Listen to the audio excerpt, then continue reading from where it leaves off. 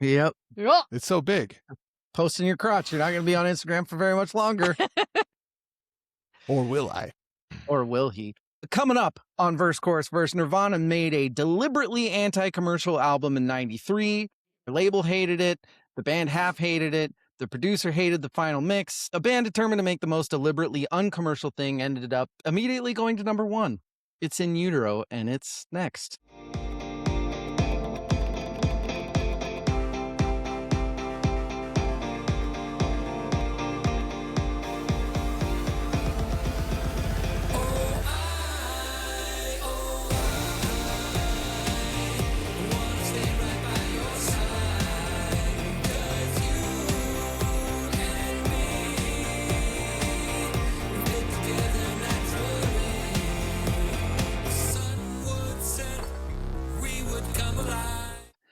Hi, everybody. My name is DL, and I hope you're doing just wonderful today. And here with me is evil, easily amused Jimmy. Evil. Yes. How so are you? True. Easily amused. Always. Yay! Yay. It's good to be this way. Amused is a good thing. Yeah. That's what I always say. So you're good? I agree. Yeah. I'm good, man. It's important. It's important to be good. Also with us is Rachel, bored and old polio. Rachel, how are you? So great for everyone that's not video watching this. Can I tell you what you should just go with? You just look like you got a sunburn. It does look, it looks like a combo. If you don't know what my face normally looks like, sunburn, but also mild allergic reaction. I'm a little just my whiter, usually. Whiter than my normal face. Are you saying that you like great. being less white? Less? No, wider. Not a whiter. Wide. Did you get your face got thinner?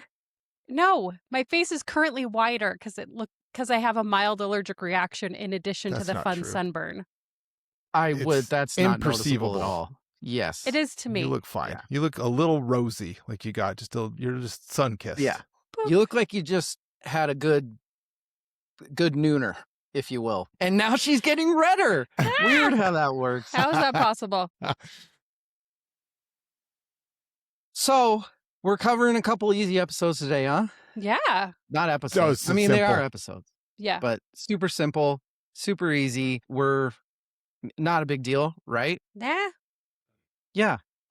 Easy peasy. 2-week run here. We're doing a daughter is okay. She doesn't need me. We're good, everybody. She doesn't need you. She's a teenager. She's totally not and totally acts like it. Would you say that her age is paying off well? I don't know what that means. Teenage age is paid.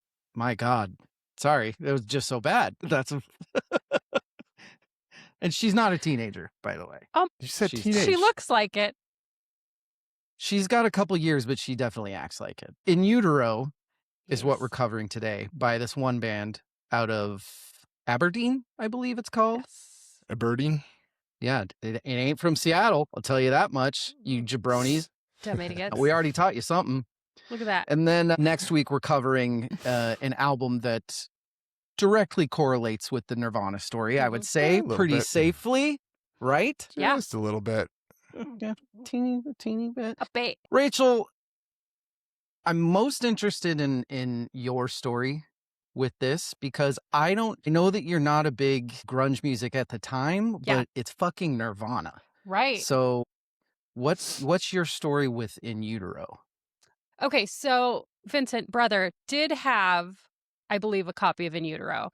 And this is definitely right about when I started watching MTV and getting into music and my own music as opposed to my dad's music or my brother's music. My experience with In Utero was honestly just the bangers. I don't know that I really listened to the album even though it was in the house fully, but I was definitely involved with the music at the time. This is partially my stuff, I think. But as far as like B-sides and things like that, was this your first full dive into In Utero? Yeah, for sure. That's awesome. Oh, wow. Yeah. That's going to lead to a lot of very good questions. I think. Yeah. Interesting. Evil, I know that you are a lover of the grunge era. I also know that Nirvana, I don't think Nirvana has ever been super high on that list for you, but that doesn't mean that you don't still love it. What's your in utero-ness before studying for this? How do I answer that without giving away the rest of the episode? The I like entire it. With episode. magic. I like it. Do you like it? In utero? Yeah. Are you being serious? No. I mean, No, I hate it. there's It's not going to be look, there's a lot of really cool stuff to talk about, but there's not going to be a lot of like, ooh, what if, and maybe they don't like it. And I Mhm. mean, it's fucking This in is utero. garbage. Like, yeah. This is probably, Nevermind gets all the attention deservingly, but In Utero is probably one of the more important albums that will ever come out in our lifetimes. Interesting. So that's correct. correct. We got to get to the most important part of the night. What are we drinking? But we have to do this because I'm boring in this episode, but I'm going to be double fun in the next episode. So Double fun. Interesting. yes, I kind of ran out of time today. I wanted to make a special drink for this episode and then a special one for the next. I ran out of time. I'm going to drink them both in the next episode. So I'm going to be double fisting Doubling it up. some Pixies. So for now, super boring, and I'm drinking High Noon. It's very sad, I know, but I'm also like, I am in the best shape I've been in a really long time. I'm go, girl. absolutely, I'm like crushing the diet is always the hardest part for me, and I'm absolutely crushing it. I'm just eating, like everything I eat is vegetables and protein, and I'm very proud of me. Good for you. Crushing them turts. Crushing turts, perchance. So yeah, I'm drinking a tequila strawberry High Noon. That's a healthy choice. I'm a fan of the High Noons. I really am. Yeah, you I like are. them. They've grown on me since they've had to. You know, it just is what it is a little bit. Sorry, I know my drink sucks. I'm sorry, guys. This album deserves better. So that's why I'm going to go to Rachel. Yes. Maybe? You know I'm less exciting than Evil every time. Well, that's why we'll end it with Evil, because I Right. think he's going to give this album what it deserves. Mine's only more interesting because of the time of year and what this is. It is a peppermint White Russian that I found in the fridge. Good Lord. I can't. Let's. The date. Subverting seems- expectations. I love it. It's, There's alcohol in it. You're good. it's fine. It's sugar and alcohol. Yeah. It's not going to go bad. And heads up, these are great. I've already had one before. I've had them before. Yeah. Pretty What sure they on the say. pod, right? April showers. Delicious. It feels like Christmas in my mouth again. In April. What did you? Something Christmas. Did you say April showers? Yeah. Perv. Perv? What the fuck? I mean, on here? she's got a point. Well, She's yeah, got a that's point. true. Evil, help us out here. Save us, please, God. I made a proper cocktail. Ooh. Thank you. Although I put a little spin on it. I haven't tasted it yet. So hold on. Let me. Hold up. Should I reveal it or taste it first? Hold up. Taste it first while you're drinking it. I want to see if I can guess by the color. Ooh. Nope. I don't want to spoil it, but You know I what it think is. I You know know, what this is. you know categorically what it is, So but I don't think you know. pretty. I did send you a photo, and you so- turned me on to them, and they are probably my favorite drink ever. Oh, that's interesting. Interesting. It's a Scotch lady, which is. Ooh, I like it. It's still it's still going. It's okay. It's a Scotch lady, which is a riff off of a pink lady, a gin drink, using Scotch, obviously. Usually, I use like a blended Scotch. I'll use what is it called? Naked Malt, Grouse? which is Famous Grouse's blended malt, which apparently is like on closeout here in the great state of Idaho. So I'm gonna have to talk to somebody about that because that's a really good budget bottle of Scotch. So You might usually need more to of a move to Washington. yeah, fuck, dude. I don't know. You can do whatever you want. You're a grown up. Just saying. I decided, because I am a grown up, I'm a man, damn it. I'm like, what would this taste like with Lafroig in it? I made a Lafroig. Jesus Christ, lady. really? Yeah, it's interesting. It's Is it like good? tart and smoky, and Mm. I would probably, in the future, I would probably use a different Isla, something Okay. slightly.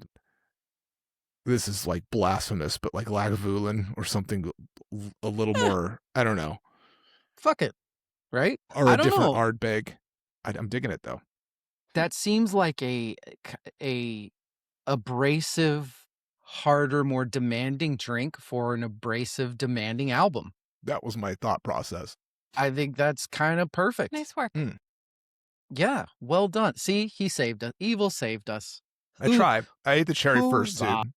Huzzah. I just want to give a quick shout out to our dear friend Svend Knutsen, who is he is the Nirvana guy. So, and he's the OG. And so shout out to Svenji Knutsen, and we'll miss him talking some Nirvana, right? Just feels a little weird, but we're gonna chug through it and like we're better at it anyway. Hey, I like Nirvana. Better than Sven. You know Nirvana. We're not better than Sven. At what? At Nirvana? At what? At anything? Maybe. I don't know. Probably not. Let's talk some In Utero. Can you think of a bigger album that we've covered on the pod? A bigger album? Like an album that I think is, for a podcast, the most, I don't want to say scary because it's kind of in our wheelhouse. Yeah. But Nirvana's In Utero, for people of our ages, it's important. It's pretty important. Mm-hmm. It's kind of a big deal. A little bit.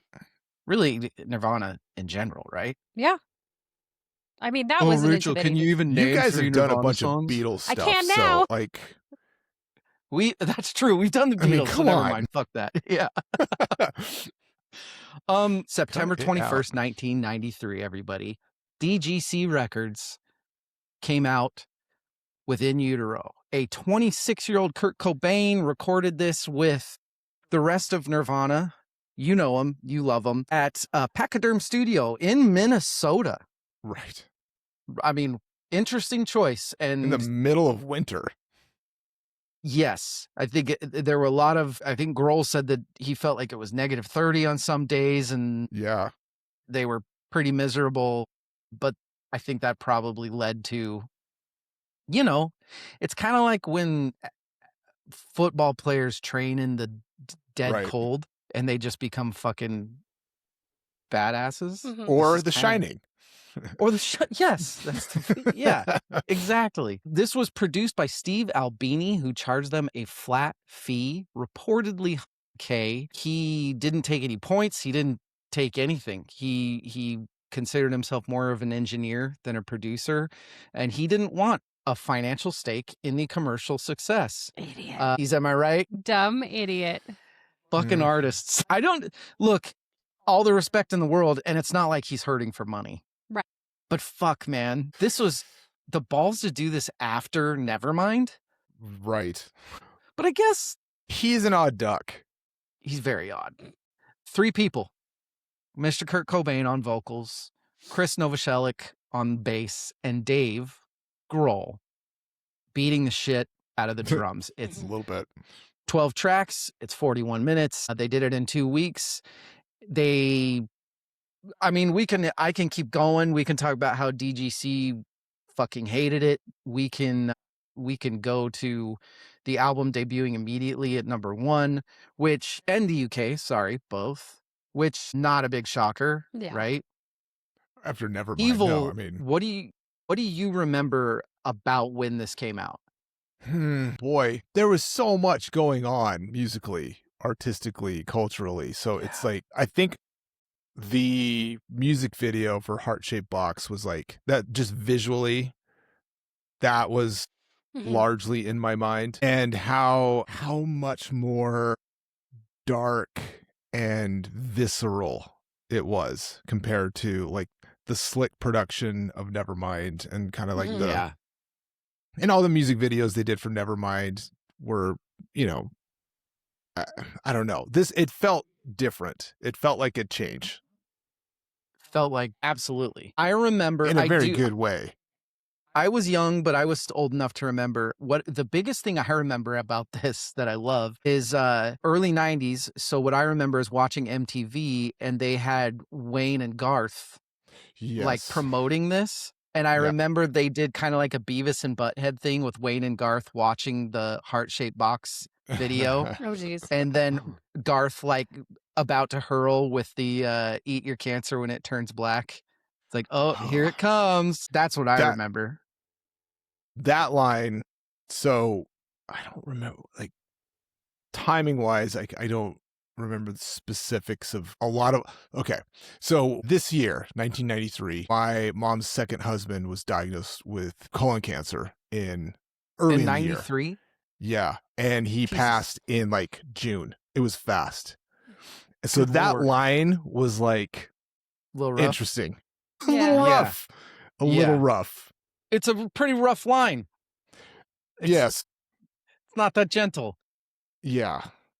Rachel, you were raised by MTV. Yes. I am sure that you were way more familiar with Nevermind. Yeah. So I'm very curious how studying for this hit you. I mean, we also did Kurt Cobain a while back as well. And so a lot of this was, as far as the album itself, about 50% of it was new information for me and stuff that I hadn't heard and hadn't listened to. As far as stories, I mean, I did get in a couple more rabbit holes, and I did have a good conversation with ChatGPT to if he thought that Kurt Cobain actually committed suicide or not. What did ChatGPT think? It was like, yeah, he did. And I was like, but what about this? And what about this? And he's like, good point, but. And I was like, are you arguing with me? Oh, that's not. Yeah. That doesn't sound like ChatGPT. Well, to it was me. very much like, I can see your point, and a lot of people think this way, but you're dumb, and here's why. And I was like, okay. Well, that case is back open, right? Yeah. Is it? Yeah. Yes. Some new investigator found. I don't even remember. I am talking out of school, but I'm somebody interested found now. something, and now it's back open. That's all I remember. Watch the news, you guys. God. That's an interesting. I went down that rabbit hole a while ago. Because of the pod, right? Because of the pod.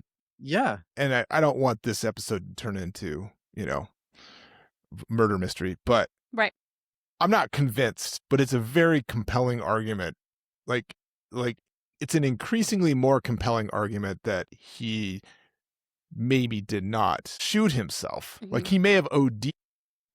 However, there's like there's some really interesting forensic stuff about the case that looks like maybe the actual gunshot may have happened postmortem after he was like OD'd. I just think married, buried. Am I right? When everything is handled in such a messy fashion, I don't think it will ever be tied up well into like a conclusive. Just because everything was just handled so poorly. Reasons.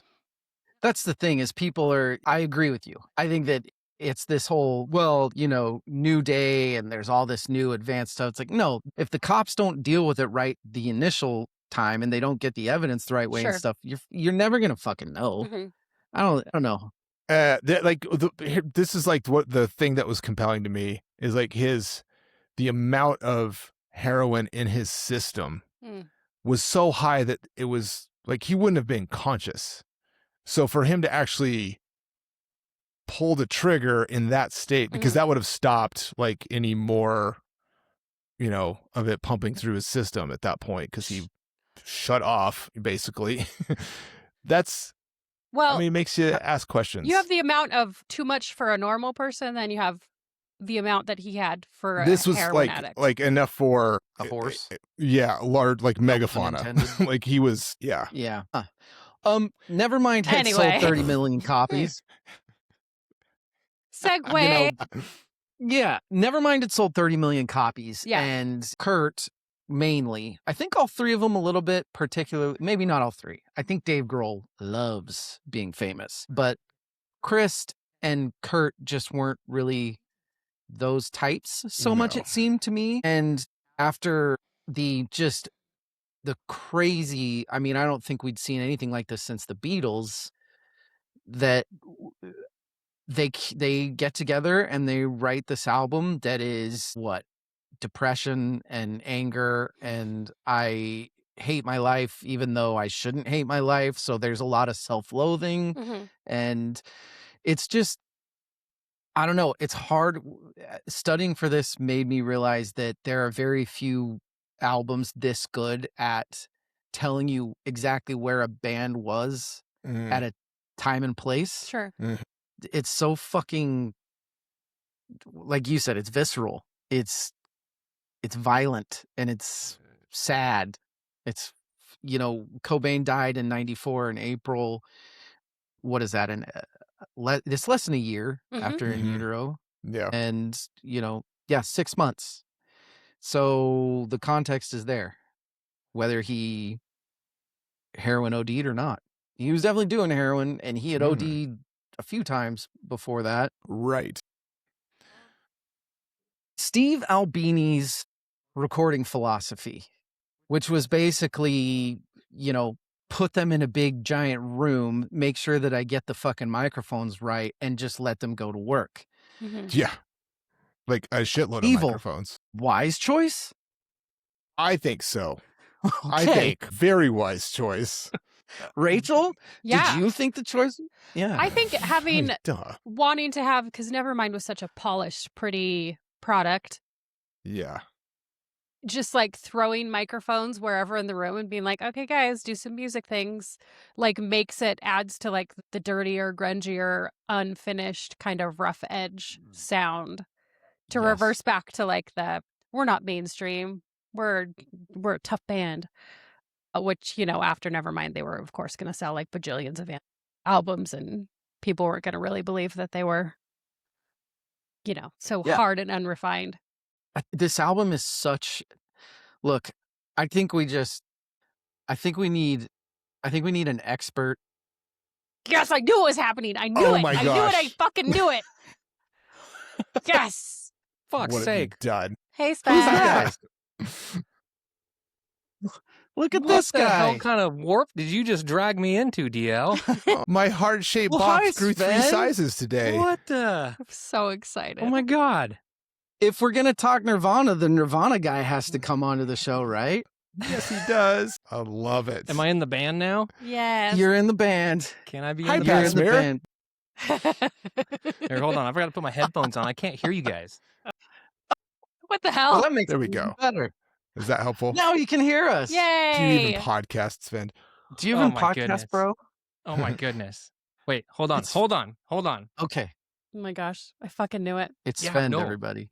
Yeah, no, I'm asking them right freaking now. Just hold on. Yeah, I'm literally on the podcast. Like I'm staring at them. They're all looking at me. You're making this really awkward. You're ruining it. You ruined it. Bye. Hey. Sorry. Hi. It's Hi. okay. I have a pressing question for you guys if you have a moment. What was that all about? I have this I have a really important question. Mhm. I have for a friend, asking for a friend Okay. who's about to enter a video game tournament, and they get to pick someone from the dead, and they're actually they're competing in a video game tournament, and they're partnered up with Kurt Cobain, and they get to pick whatever game they want to go against their opponent. So like what game should they pick? That's the Because- greatest question. That's the greatest question that I've ever heard. and like I in think my it starts in life. like 30 seconds, so I gotta let them know. I don't know. I'm going Kurt Duck Cobain's Hunt. your partner. Ooh, You Duck want to Hunt's kill so it. good. This is like the finals, the biggest video game tournament Duck Hunt. of your imaginary I'm life. going Duck Hunt. River City Ransom. Duck Hunt. I heard Tetris. Duck Hunt. That's Tetris. Tetris. I feel Oh, like God, I he'd be think good at Kurt's screwed. Oregon Trail. I think Oregon Trail, or- he'd be good at it. Hey, they're saying Oregon Trail? No, I'm not going to tell them that. No. Okay, apparently you guys don't know anything. What would Kurt But, Cobain pick, but we're going Svend? Oregon Trail. Thank you. Okay. Hey, Svend. Hey, I heard tell that you have an album coming out this year. I might.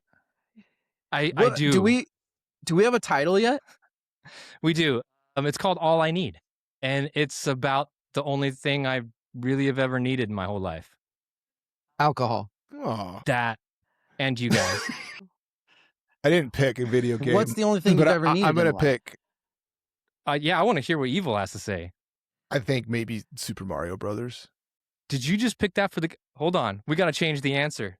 Hold on. What does that Hey. mean? We're changing it to Super Mario. That's the Which right one? answer. That's a one? winner. Thank you. Dude, 1, 2, or the 3? OG. you're a genius, Evil. OG. You're a genius. Kurt loves Super Mario. All right, fine. Tell us more about the album. Album. What's the only thing you need? I need music, you guys. I think that's the only thing that has made sense my whole life. And it comes in and out of everything. I pair everything with music, food, family, activities, right?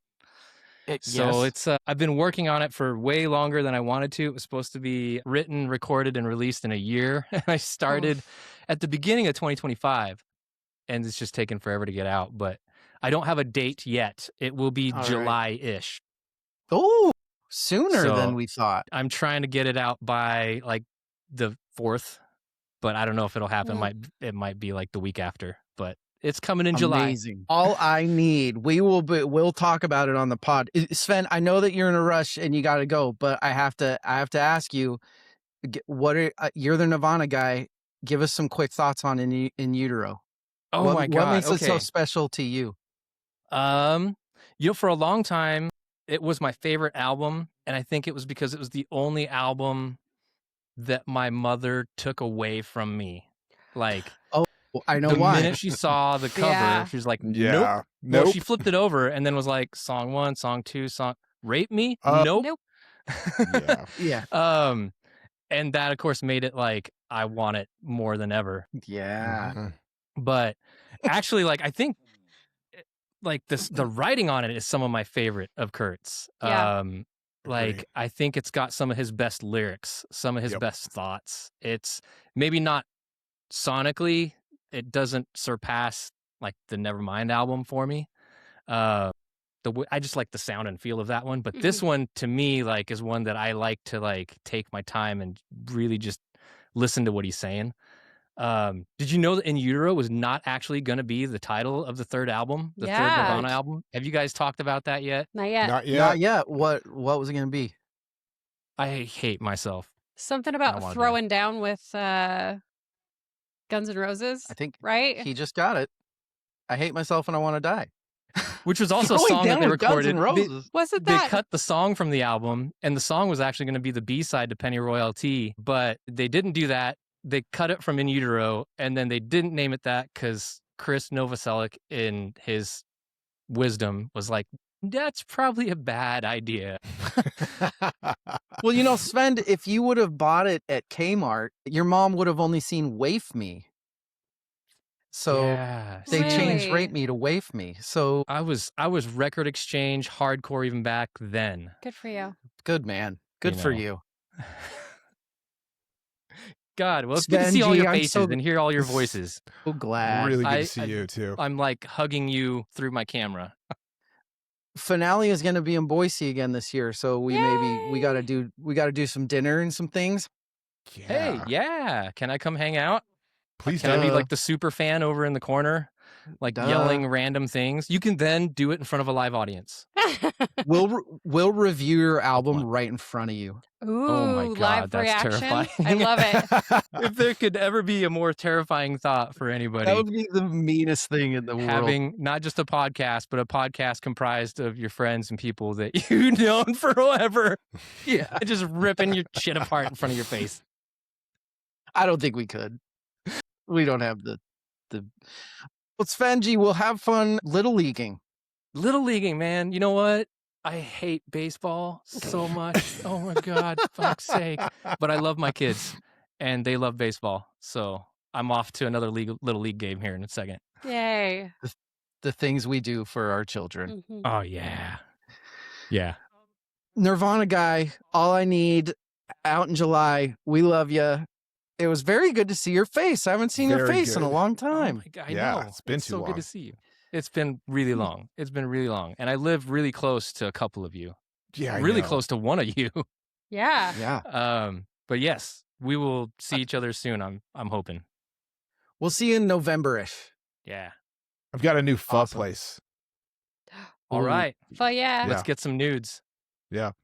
Spending those nudes coming at you. Are back. All right. I'm going to get out of your hair, let you guys do your jobs, and I'm going to go and watch this crazy video game tournament. Yeah. with Kurt Cobain and my friend. Right. Super Mario. Love you, Svend. All right.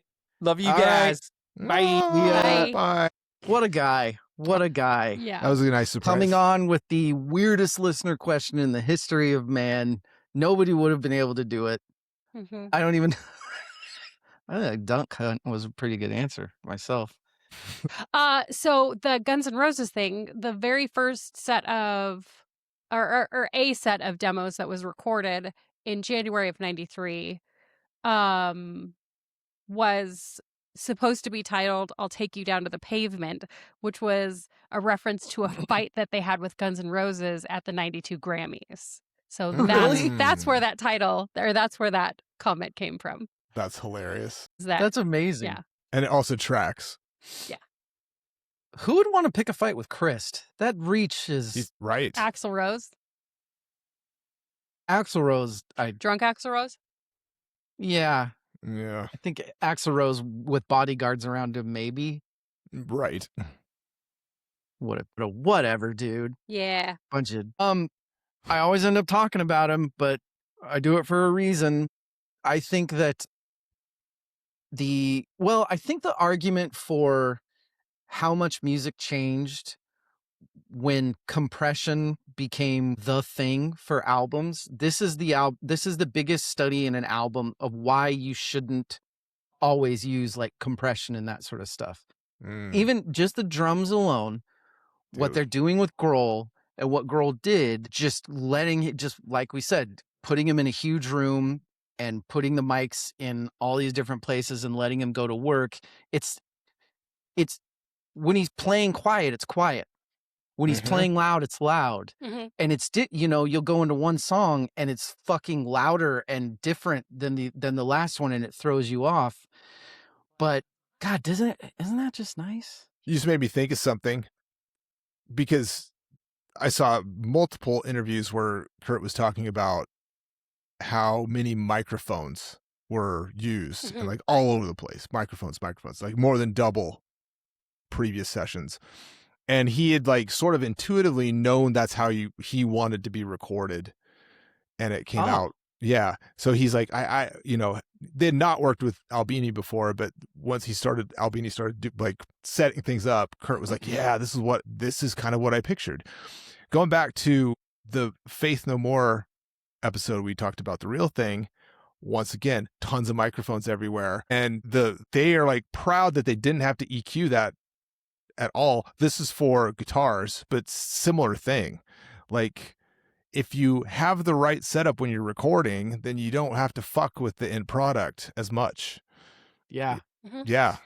So that's kind of that's a genius Very sort of like pairing of the right band looking for the sound that they want, and then they found the guy. So I thought of the real thing a lot studying for this, because, and this was I mean, there are similarities, but every time I'd hear Scentless Apprentice. I am sober. He does this guitar upward scale that is the exact scale that they do in Epic. It's the exact same, like, you feel like you're listening to Epic for 5 seconds. And then suddenly Sorry, I had Ron Burgundy. The Human Torch was denied a bank loan. The Human Torch was denied a bank loan. Scentless Apprentice. Rachel, what do All you right. prefer? The myself. lovely, polished Nevermind or the dirty, rotten In Utero? That's a trick question. Sound-wise, dirty every time. Every single time I'm going to like something that sounds Yeah, baby. gross and unrefined more than I'm going to like something that's like super polished. As far as album-wise, that's a real tough question, because they're also different vibes too. So it's like loving your children because they're different people, even though you kind of like one better. If this There it like is. Sophie's choice, I'm picking In Utero every single time. Nevermind. Really? Can get on the train. Yeah. Really? Yes. Every time. You know what we're gonna. Luckily, we haven't said anything about the actual album, the songs, things like that. We haven't done the friendship test. Oh, that's right. We haven't yet. Oh my God. Friendship test. Rachel, Yeah. you are the least friend right now. That'll change eventually. But you hang out with us the least. You like us the least. So you're going first. I like you the least. Yeah. That's true. Well, he and I hang out so much more than you. That's true. That is, I hung out with, I've seen Evil more recently than you have. Let's fight taken. over Evil. How does it feel? Does video not count? No, you have to hug him. Whatever.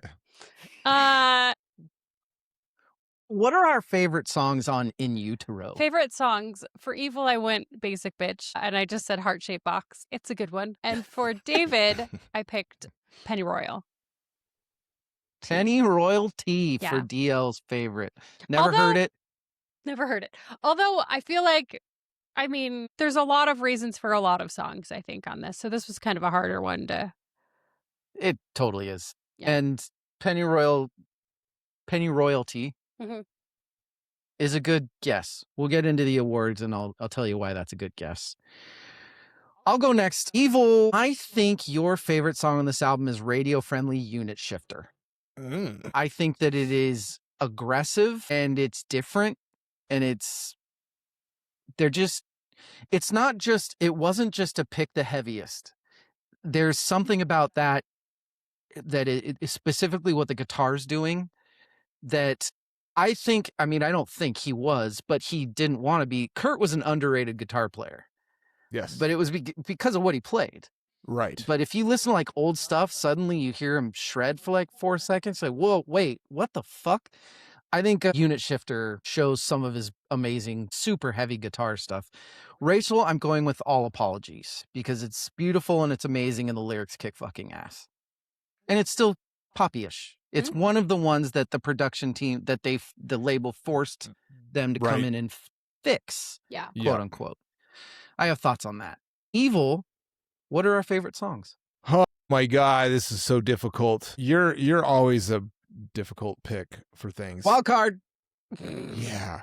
I'm going to start with Rachel. I was waffling between two things. All Apologies are dumb. And since you picked All Apologies for her, I'll pick Dumb just to counterpoint. Nice. It's the dumb pick, apparently. It is the dumb pick. But it's like beautiful. The strings in it, it's still sort of accessible, I guess I want to say. Yeah, very much. Very. But complex and interesting at the same time. Good pick. For you, I'm just, fuck, man. I'm going to say Serve the Servants because it's out of the gate. I think it sets the tone. It sets the tone. Set the tone, boys. Set the tone. It's a good pick. It is. It's a great track. It reminds me a lot of a band that we're going to talk about next week, actually. A little bit. Is what it does. It's maybe one of the reasons I picked it. So we haven't even talked about it yet, but completely unrelated to next week, the reason Kurt wanted Albini so bad is because of his work on the album Over My Right Shoulder, Surfer Rosa. Right. He had always been obsessed with the Pixies. He basically we'll talk about this more next week, I think, maybe. But he said in interviews, like not even hiding it, I completely steal from the Pixies. Yeah. That's just what I do. And Straight I love up. them. So much so that he was so frustrated with how polished Nevermind was that he wanted Surfer Rosa. He wanted a Surfer Rosa album. Rach, are you a fan? Do you know the Pixies? Are you a fan of the Pixies? No, and maybe don't know them. Maybe. Don't know them that well outside of next week's. I started studying for next week already. Look at you, head of the class. Yes. I'm proud of you. Finished my homework early, started studying for next week. And so that is what I know of the Pixies. And then like 1 or 2 songs, radio songs is what I know of the Pixies. Does knowing how much Surfer Rosa influenced In Utero make you want to listen to more Pixies?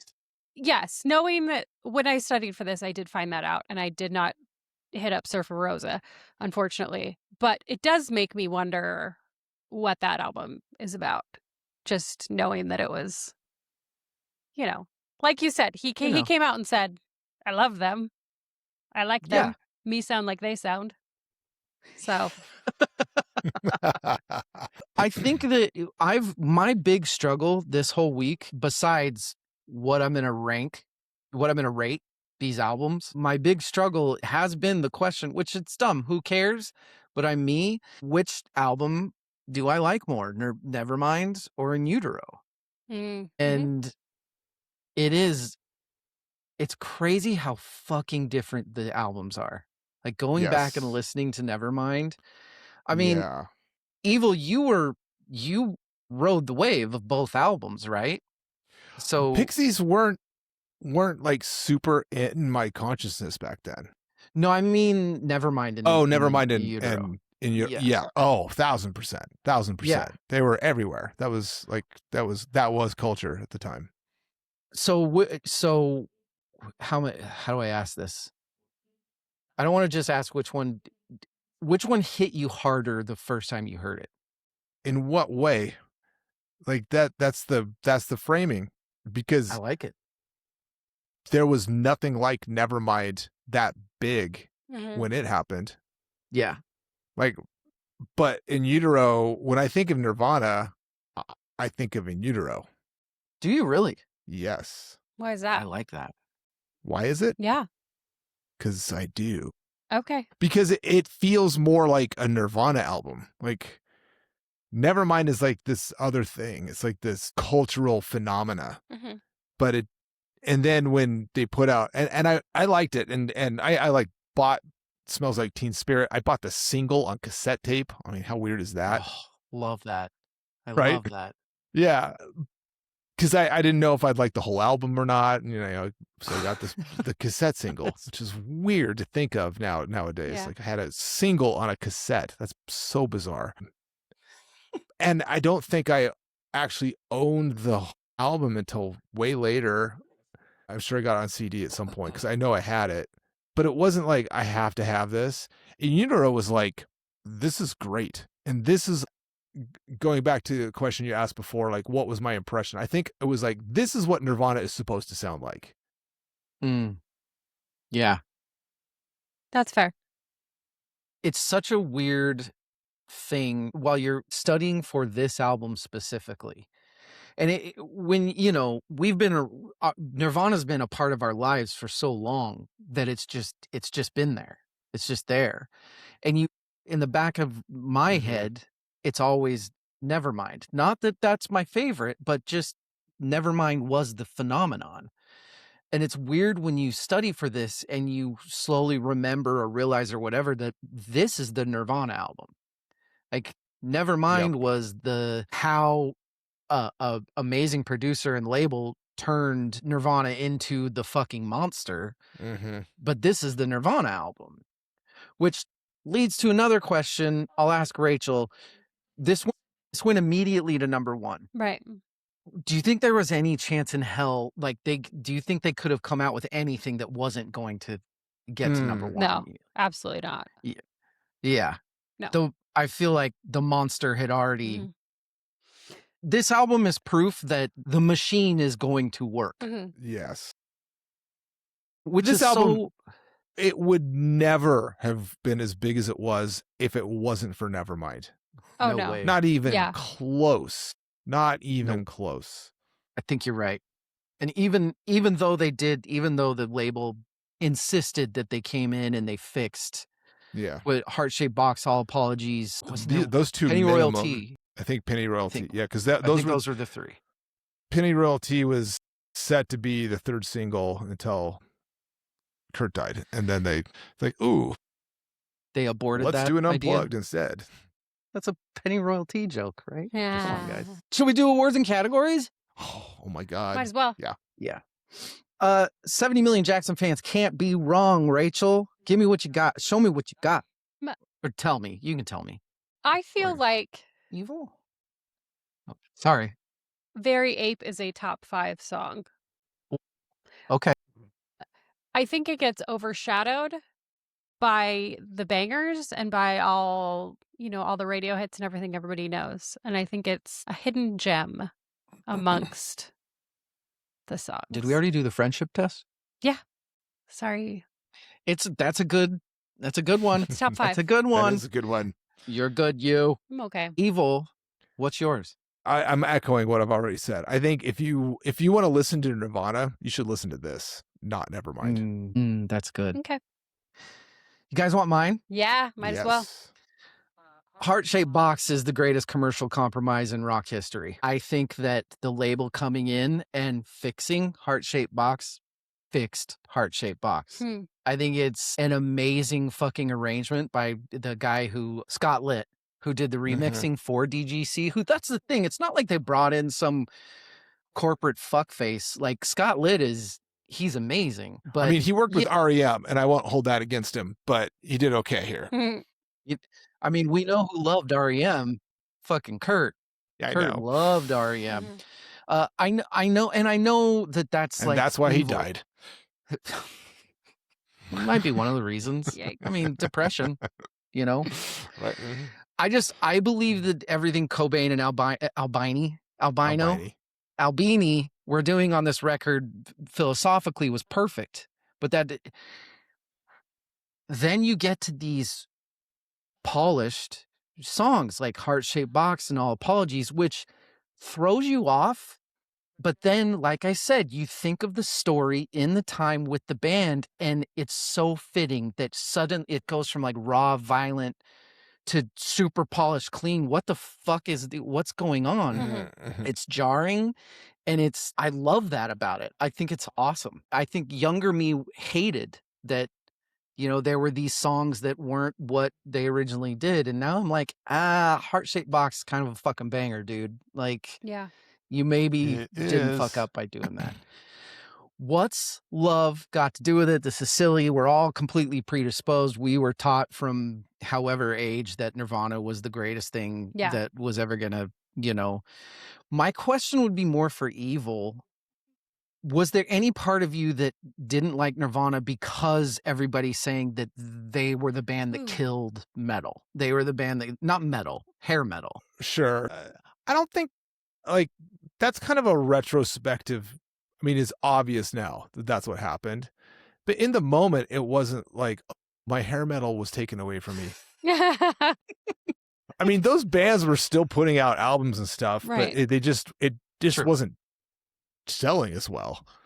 So no, my answer. Were is no you to one that. of the hair metal people that was like, wait, what happened to fun in rock and roll? Why is this so sad? No, because I was an angsty teen, so this spoke Fit to in my great. soul. Yeah. That's Why fun. not both? Why not both? Rachel, it's kind of fascinating for you as somebody that grew up in the Nirvana-ness, but you had never really deep dived this album. No. So would you consider yourself like going in, were your expectations too high, or how did it work? I think they were very appropriate. Just because I haven't really gotten into this album as a whole doesn't mean that I haven't gotten into Nirvana and the grunge era as a whole. So I think my expectations were pretty well leveled of I didn't expect too much, but I didn't expect nothing out of it either.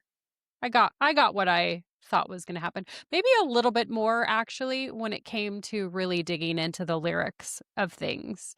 I guess that Love that.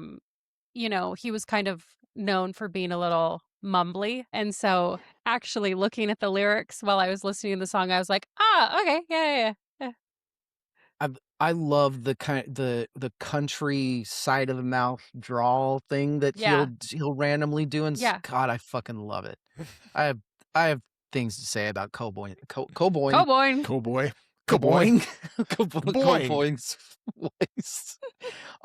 Anybody else can go on what's love got to do with it. It's kind of a silly one, but if anybody has an interesting answer, give it. I mean, I like it more because it sounds like Nirvana.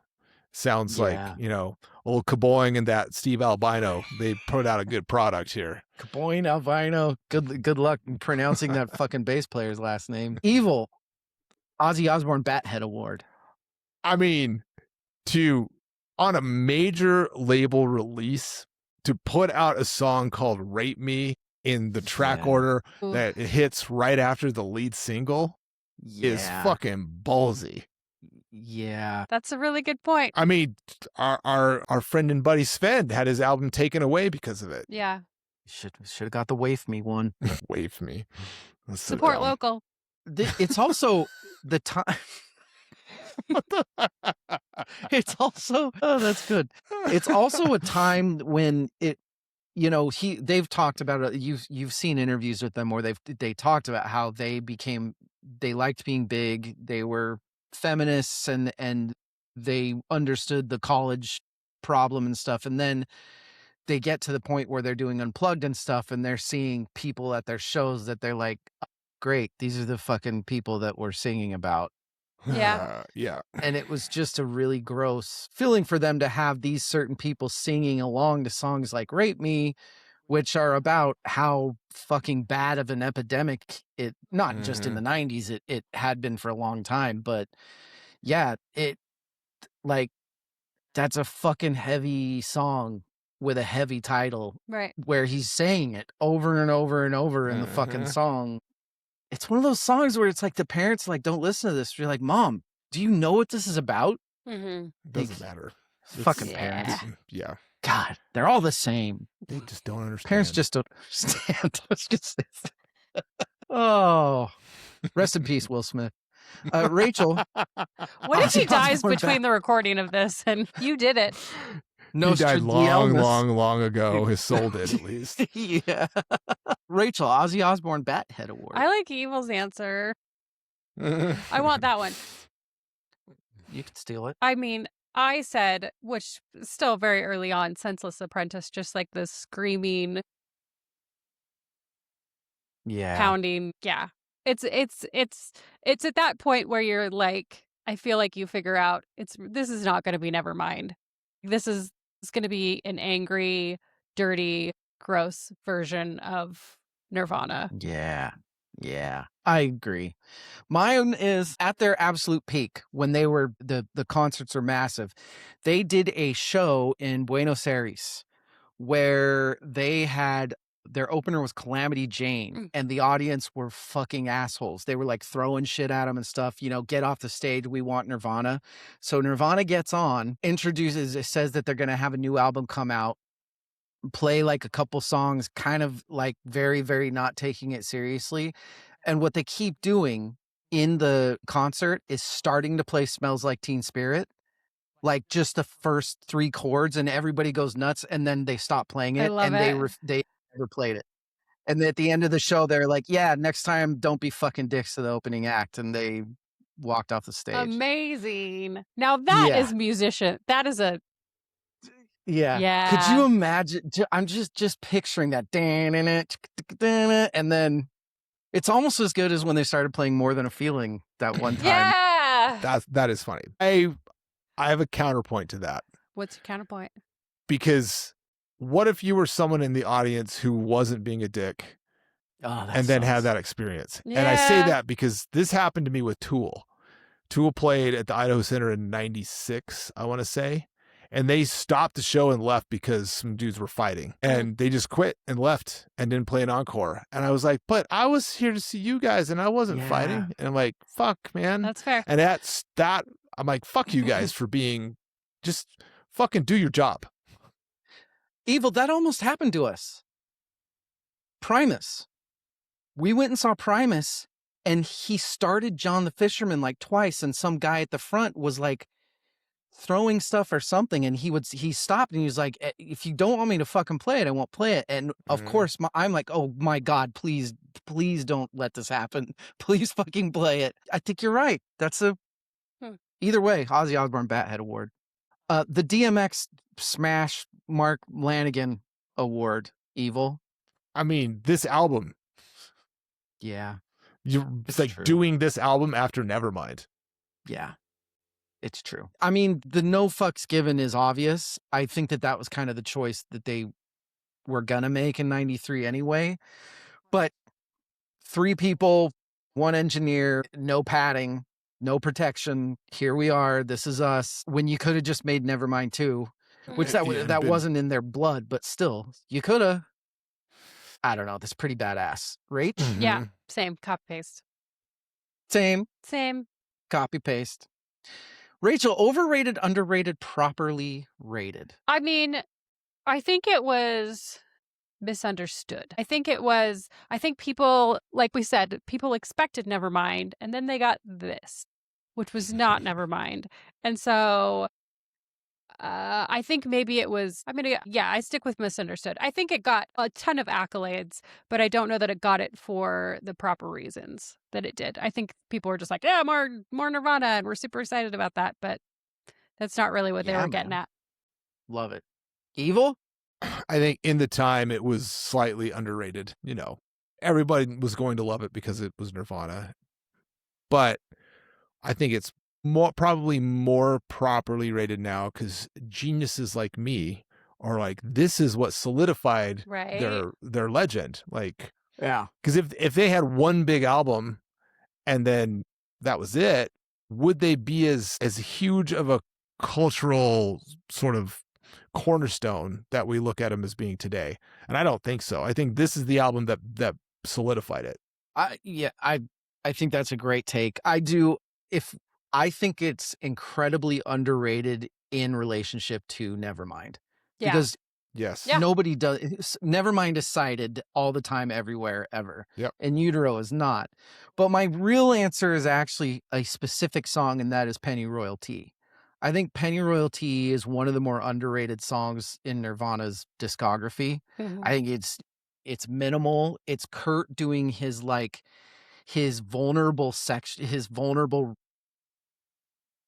register. There we go. Thank you. Where he's kind of like half breaking and half not, which only Kurt could do that the way that Kurt did it. His voice was so perfect for it. It's like 1 minute and 50 seconds of just unreal song, and it kind of gets treated as a deep cut because of the shit when it came out and stuff, and it's not. It's fucking, it should be up there with like all the other unplugged, Man Who Sold the World stuff, and it's not. Influences and influencees. I don't know. There's this band out of Boston. We'll talk about them later. I think we talked about them already before. I'm covering Radiohead by myself and one album with them in this season, and I think Radiohead is a huge one. I think Radiohead, Tom York specifically, had a massive admiration for not just Kurt, but he loved Chris and Dave. He loved them all separately as musicians for what they were doing. So that's my big one that I don't think people think about. I think Radiohead fucking loved Nirvana, and vice versa. Kurt really liked Radiohead. Rachel? Yeah, Pixies. So I think there's a lot of, I don't know if sonically, I'm not going to say sonically who they influenced, but I feel like a lot of people got into music and picked up a guitar because of Kurt Cobain. Oh, that's good. Yeah. Influences is anybody with a garage that they could then buy a $40 guitar and a PV amp, and that's a great answer. Evil? Influences, I think it was Grohl mentioned that when he first kind of joined the band, and maybe they were roommates at some point, but he's like, Kurt had these albums. He had a Mark Lanigan album, Surfer Rosa, Breeder's Pod, and a Jesus Lizard album, and that's it. And so that's the Albini. He wants to sound like that. So that influences. I mean, there are others. You could go as far as the Beatles. His influences are Lead Belly. There's tons of influences. Influencees, like the next 10 years of both good, bad, and ugly music. Yeah. Probably more of the latter. Yeah. But yeah, like a huge shift in music because of this. I love the clip, and I'm sure the clip of Grohl and Pharrell talking about drums, and Pharrell talking about how influential Grohl was, and Grohl's like, I stole everything from like the Gap Band. I stole everything from 70s fucking disco. Disco. And then it's funny because he starts doing the cat, and you see Pharrell just like fucking he makes the connection. He's like, what? Oh, it's so good. It's so good. Rachel, our resident lyric face head, the John Prine Lyric Award. What do you have? I'm skipping over some stuff. I might have. Okay. We'll be all right. Okay. Lyrics. I'll go back to it. There I'll go back to it. There are a lot of, again, there 50% newness of songs on this album for me, but within the songs that I knew, listening to the lyrics, actually reading the lyrics, there was just a lot. There was If She Floats, She's Not a Witch, like we had thought. A Down Payment, another one at Salem's Lot. Love it. Yeah, that's good. I'm Not Like Them, But I Can Pretend. Dumb. Yeah. Which is just, of course I knew that lyric already, but, and then just fucking all of Heart-Shaped Box. I could analyze just that song for days. There's so much there, and it's so well written. I agree. Married, Buried. Just that over and over again is so fucking there's so much about the lyrics in his. Honestly, it reminds me a lot of studying lyrics for the Beatles, because you don't know which lines he's actually saying something and which ones he was just fucking I don't know what this means. It doesn't mean anything. And there's just so much you can read into so much of all of the lyrics in this album. But that was the one that just the drone over and over, or the all we are is all we Haggadah. Evil.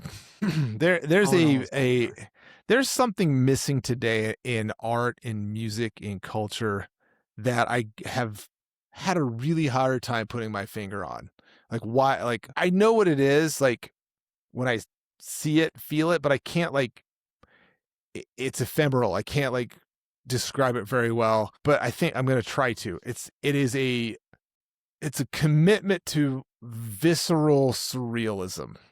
And this lyric stuck out to me, and I'm like, I think I might have a hunch as to why it's now missing. And it's very first lyric on the album. It's teenage angst has paid off well.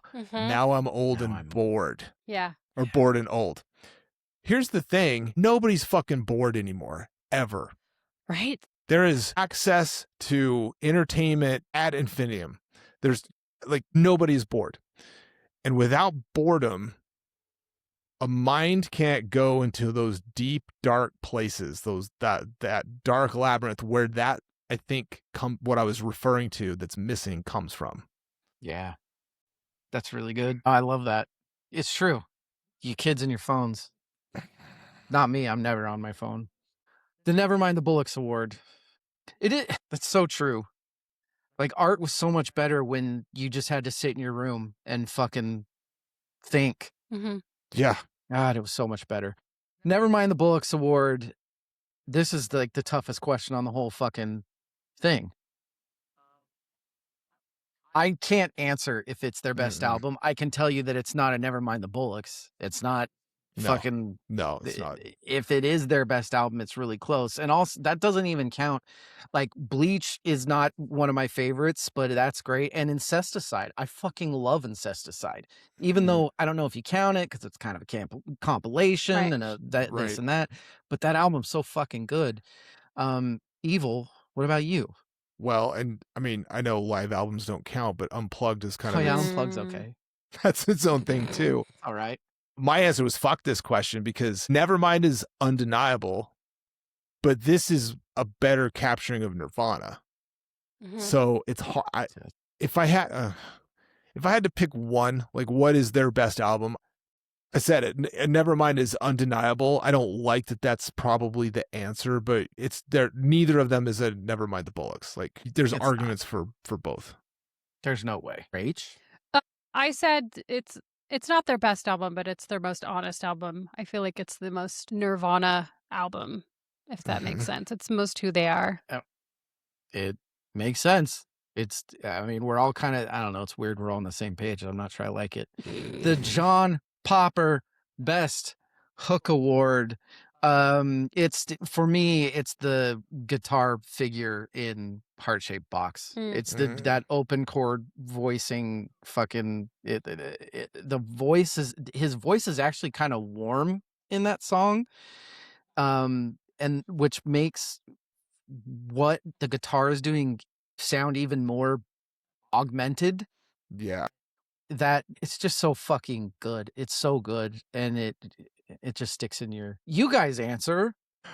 I wanted to say all apologies. But I think heart-shaped box is the right answer. It is the right answer. It's just is such an earworm. Yeah. For everything that he said before me. Mm-hmm. But it just is the right answer. Yeah. It just gets into your ear and doesn't quit. Yeah. And it's so dark and like gritty. All of the stuff I was saying before about like that visceral, surrealist sort of I think this song captures all of that. Mm-hmm. Well, and you've got I'm just going to build, because obviously the right answer is heart-shaped box. I wrote, hey, wait, I got a new complaint. You have the juxtaposition between his like the verse and the chorus, and then it's just attention grabbing and raw and gross, and it's just I think catchy. There's a juxtaposition between the verse, the chorus, and the verse. Verse, chorus, verse podcast. Mm-hmm. Sorry. Plugged. Podcapception.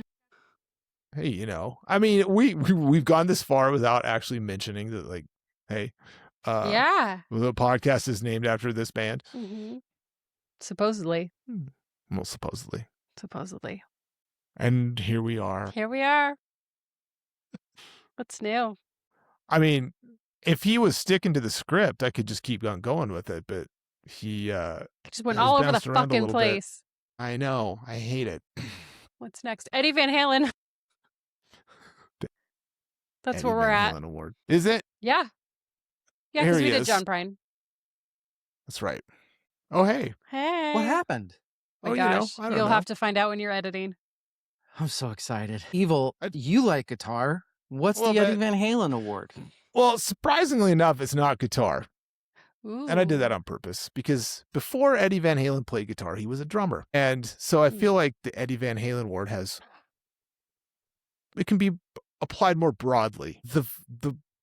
I don't know how hard Grohl is hitting the drums on radio-friendly unit shifter, but it's really fucking hard. And I don't know why this song specifically stuck out to me as like, oh, the drums in this just sound so good.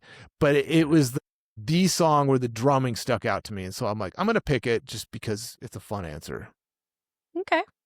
I also picked the drums, but it's basically from what I already talked about. It's the dynamics of it. And I don't think that there are that many drummers that fit the band as well. Like, it's the fit that Grohl had in Nirvana. It's funny because he's one of the more famous musicians of the last 30 years. He's almost underrated in Nirvana because it's all Kurt Cobain. Yeah. And the way that they recorded him for this album, it's so amazing. It's so good. Rachel. I said the opening riff to Serve the Servants. I feel like it's you must like the Pixies. It brings in, it really ushers in the album. I don't know. It's good. I had a girlfriend once. I did, swear. When I was very young. Okay. And then I met her later on in life, and she had kind of gone batshit insane. And and that's fun. Yeah, she was like, well, if you ever want to hang out, just listen to the Pixies. And that's how I know her? that you want to communicate with me. I was like, oh, cool, bro. All right. So of course she said that. Of course she said that. Yeah. The Time of Your Life Award, Rachel. This is the hardest. What's the worst track on this album? I said, and I skipped another one, but that's okay. You do what you do. You do what you want to do. You know what's really weird is I found a much better way to organize my notes, and I am all over the place. That's fine. Alcohol, ladies and gentlemen. Go ahead. It's because you're so healthy, all those vegetables and like boiled chicken, and then your body's like, alcohol. This is great. Yeah, no, it's like, look how rosy these cheeks are, huh, Rach? Yeah, you're winning. I said the worst song on the album was Tourette's, and I said it felt like it's not fully realized. Like, there's a lot of chaos going on in the album, but I feel like this one didn't do it for me. Did it make you uncomfortable? Yeah, I think so. I think that's maybe why. I mean, maybe that's the point. Maybe that's what it was going for. That's the point, maybe. Sure. Evil, what about you? I'm kind of going with the cheap and easy answer, which is the hidden track. Oh, which man. is gallons of rubbing alcohol flow through the strip. Okay. You're a cheater. You're a I am. fucking cheater. You are a cheater. So I already talked about this song, and I don't know if it's because I had to talk about it so I didn't feel bad putting it in my Time of Your Life award. But this is one that I don't love that somebody came in and reproduced it. I kind of wish they wouldn't have. And I want to be clear, I really like the song. I think it's great, but I don't love the album version of Penny Royalty. I got this wrong. Yeah. So but wrong. but at least you got that it was important, right? On a different album, this is the standout. I just think that I also think that there's specifically another kind of calmer song on this album that I think is actually way better than Penny Royalty, and it does not get the kudos that it deserves. Okay. I'll probably be talking about that soon. Wow. So, yeah, sorry, everybody. Penny Royalty. That's fine. What a piece of shit song. Rachel, what are the 3 best songs on In Utero? Okay. Starting at number 3. Love it. I'm just going to tell you now, this is a really basic bitch list. Good. Somebody's got to do it. Number 3, All Apologies. Damn it. Amazing. Classic. Love it. Number 2, very hard between number 2 and number 1 because there's reasons that I love both of them. Did you say that? Heart-Shaped Box. The lyrics on this brought it so high up the list. I mean, it's just a fantastic song anyway, but there's just so much going on here. And number 1, Evil, was dumb. Are you fucking kidding me? I rarely get a pick Nailed right for it. you, if I ever have. Fucking nailed it. Oh, It's man. just such a sad, self-deprecating song. But so happy. It's good. Feel But I get it. I get it. redeemed. Yeah. Vindication. I will go next, and I feel really weird not having Heart-Shaped Box on my list because it just feels wrong because it is one of the better rock songs of the last however many years. But I don't know. And even with my argument that I feel like I said, I thought the commercial compromise made it better, but just speaks to how good this fucking album is. My number 3, and I already kind of alluded to it on Penny Royalty, is Dumb. I think that is, the melody is kind of just the way that it lands. And I fucking love when Nirvana has cello in their songs. It's simple, but it's heavy. And you do, like Rachel said, you just feel the fucking heaviness of this song. It's goddamn. My number 2, we haven't even talked about this one. Frances Farmer Will Have Her Revenge on Seattle. Almost picked that for you. And we'll talk about this more next week, but that is so perfectly verse, chorus, verse copyright that it's one of my favorite Nirvana songs. It's so fucking well done. And I love the story behind it about the chick that had like schizophrenia in the 80s, which basically meant that if you were a chick with schizophrenia, you were going to be thrown into the ocean. Sure. And then, but did she float? A witch. My number 1 is All Apologies. Yay! It is as basic of a song as you can get. It is, 1-4-5 folk. It's like the typical folk. I don't know that there's a more popular structure for a song than All Apologies, and it's in D major, so it's not even like a heavy minor thing. And also there's cello in it. It's just cello. And the lyrics are so fucking good, especially when he wrote it. Which you could come out with that song today and it be possibly even more relevant, but not as dangerous. I think All Apologies is one of the greatest songs I've ever heard. Evil, what are your 3? Fascinating. So I had 2 very difficult choices here. One was picking what number 3 was because I knew what 1 and 2 were, and the other was the order of 1 and 2. Okay, because it didn't, like, what I picked for number 1 doesn't feel right as number 1, but I did it anyway. So For 3, I mean, there's a lot of stuff. There's a lot of heavy shit on here. Yeah. Like the main riff in Scentless Apprentice that is my jam. Super heavy. We've talked about the drums. I agree with Well, and Rachel. it was I also think, very clear. Sorry, I'm gonna you'll keep going, but yeah, this is an evil thing. It's very clear from a lot of these songs that Kurt and Grohl were big metalheads. yeah. They of fucking course. dug metal. Yep. Yeah. Yep. Yeah. Very Ape, I think, is underrated. Heavy track. Nice. So does Rachel, actually. I know. I'm agreeing with her here. But I picked the album opener as number 3, Serve the Servants. You must like the Pixies. It's just so well written, and it's It is. such a good introduction to this album. It's like, fuck you guys, we're Nirvana, and this is what Nirvana sounds like. Mm-hmm. So yeah, 4 and number 2, like I said, this probably should be the number 1, but it's not for me. Is Heart Shaped Box. Okay. It's just brilliant. I fucking love this song. It's what I think of when I think of Nirvana. Justifiable. Yeah. If I see, like, I'm looking at you here through the computing device and I see over your shoulder. I see that. I think Heart Shaped Box. Yep. That crazy. You know, the weirdest thing about that video is his shirt.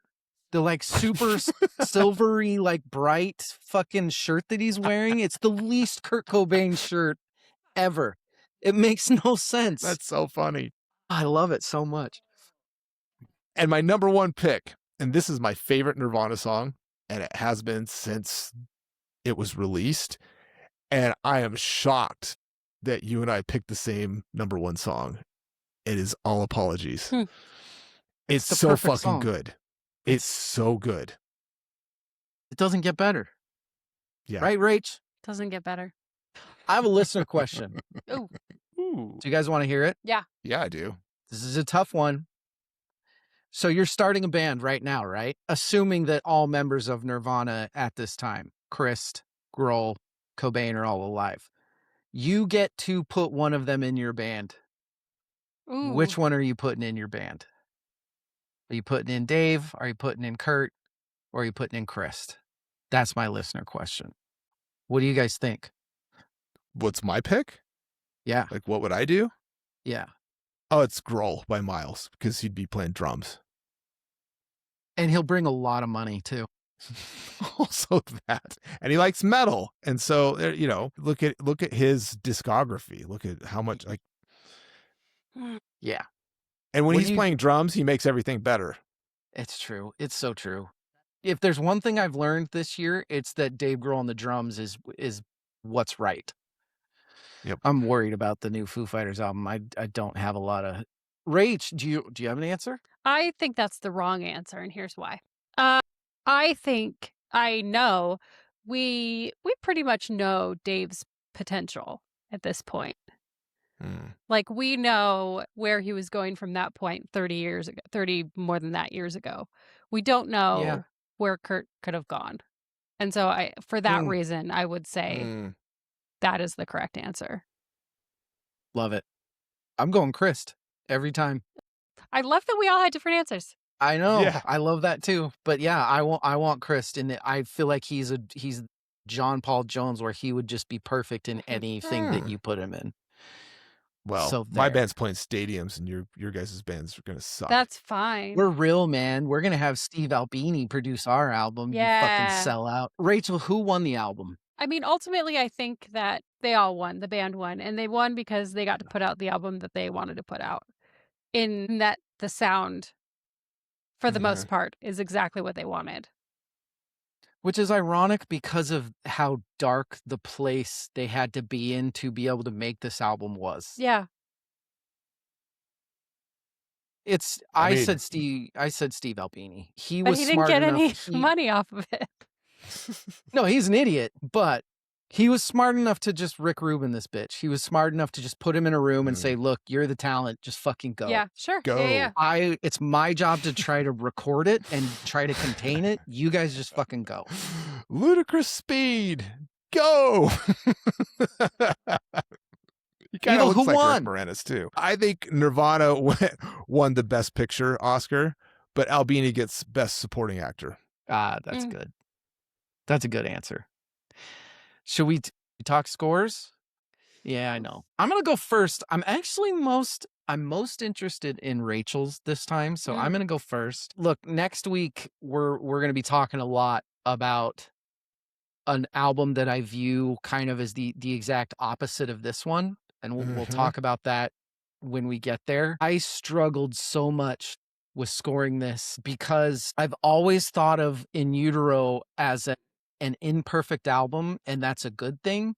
And I still agree with it, but studying for it I can't think of an album that symbolizes a band more in the time they were in the time period. I have to give it a 10 out of 10. This album is wow. First off, there is not a song I don't like. So let's get that out of the way. There's not a song I don't like on the album.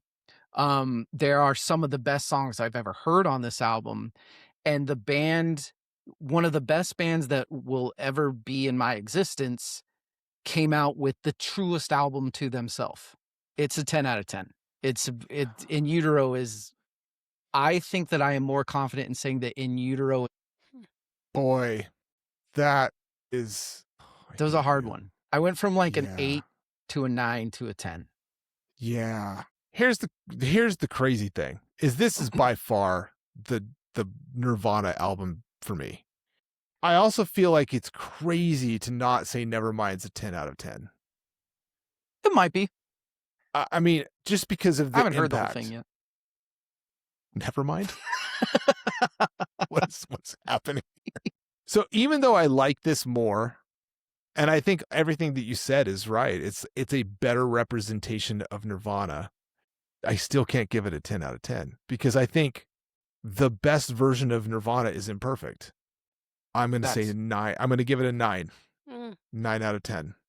I feel like Kurt Cobain would be mad at people giving this a 10 out of 10 because his whole point was to make an album that was going to scare away the easy fans or whatever you want to call it. Nice try, dummy. Rachel, what did you score this? There's a lot to think about there. Initially, like my brain was like 8 out of 10. And even though, like I said before, this is the most Nirvana the album could be, I think that there's still things that are imperfect about its imperfectness. And that, like, they didn't do imperfect correctly. Quite good enough. Quite good enough. So in that way, you get knocked down a couple notches, I think. Yeah. 8 out of 10. I'm going to stick with 8 out of 10. Yeah. I'm not changing. I'm not letting you influence. You in my brain for a second, I thought, here's a little higher. Nobody's going to know. Nobody's going to read your notes. It's true. Man, I'm glad you gave it a 10 because I instinctually I want to rank it above Nevermind, but I'm like, Nevermind's a 10 out of 10, but this isn't a 10 out of 10. It's this weird Schrodinger's 10 out of 10 here for me. Schrodinger's 10 out of 10. Yeah. That's a really good way to think about it. It's a 10 out of 10 until I open the box and look at the big picture and I'm like, but it's not. But it is, but it isn't. See, I love that though, because I was the opposite. For me, it was like an 8 out of 10 until I opened the whole box and I really dove in and I'm like, wait, this is a fucking perfect album. Like what I was saying with the parts where the people came in and fucked with it. And I think that adds to the story that even though it's like, I kind of like that there are probably songs on this that Kurt fucking hated or they hated the final mix. Right. And I just, there's just so much to this album. Guys, that's In Utero. It's fitting that this episode ends with me feeling kind of icky. Yeah. Yeah. We don't know how. Hey, In Utero, Nirvana, Cobain hired a philosophy and this is what happened. And it's fucking amazing. And Dave Grohl should just play the drums more. That's my theme. Yeah. Join us next week. We're going to talk about a band from Boston that Kurt Cobain was a pretty big fan of. If you understand, I mean, it's kind of been the easy thing about Nirvana since they got popular in our lives is, well, the Pixies did it first, but it's a fascinating study. Let's study it. Rachel? Very, very much The Simpsons did it. Thanks for joining. The Simpsons did it. Evil, take your dog out. Idiot dog. We'll see you next week. Good night and good luck.